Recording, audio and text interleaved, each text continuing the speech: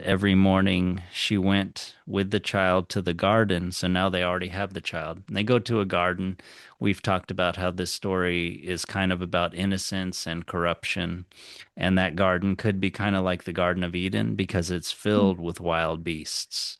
So it's this idea that it's maybe there's this feeling of kind of a prehistoric, pre-civilization, pre-man kind of um, idyllic place of innocence. You know, there's the woman with the child and the wild beasts in this garden. There's no king, which in a way here represents the earthly justice power that is kind of not acting right, gullible or something like that.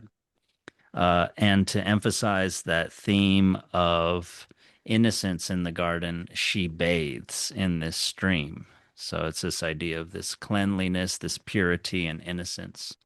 And then, right then, on cue comes the old cook, and he introduces all the corruption of man. He's a cook, so he's someone who kills animals. He has a knife, he has blood on him. He literally is stained with blood, right?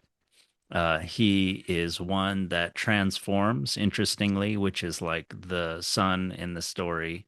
Um, he transforms raw food into cooked food, but for nourishment, but normally for nourishment, but you know, he's not doing it in that way. So it's just maybe the idea that evil comes from people doing something within their power, but not within their authority. So anyway, he steals away the child, and the story says he knew that the child had the power of wishing. So he misuses his knowledge too. The knowledge could be to rejoice in the kingdom. It has had, as you pointed out before, we started recording that there's a loose kind of structure of like her being the Madonna and he being Jesus, and you know, she had been barren and now she has a child. Um, but um, but now he takes the child and instead of seeing it as a savior for the kingdom, which it later is, partially when it transforms him and he's thrown in a dungeon, he tries to use this power for his own ends. So he stole the child away. He took a hen, he cut it into pieces.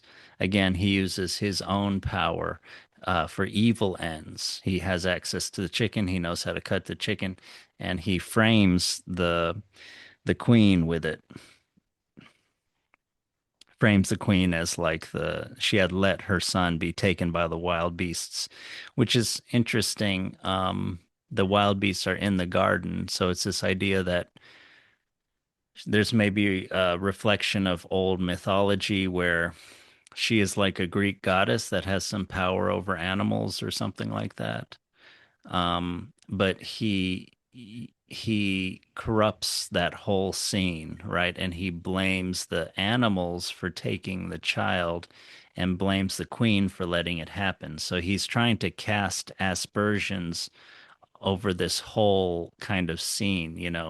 And that's maybe what a clever evil person will do, will take something good and pure that's working some situation and through rumor or something by telling someone a lie about this whole thing, he will corrupt this whole scene, right?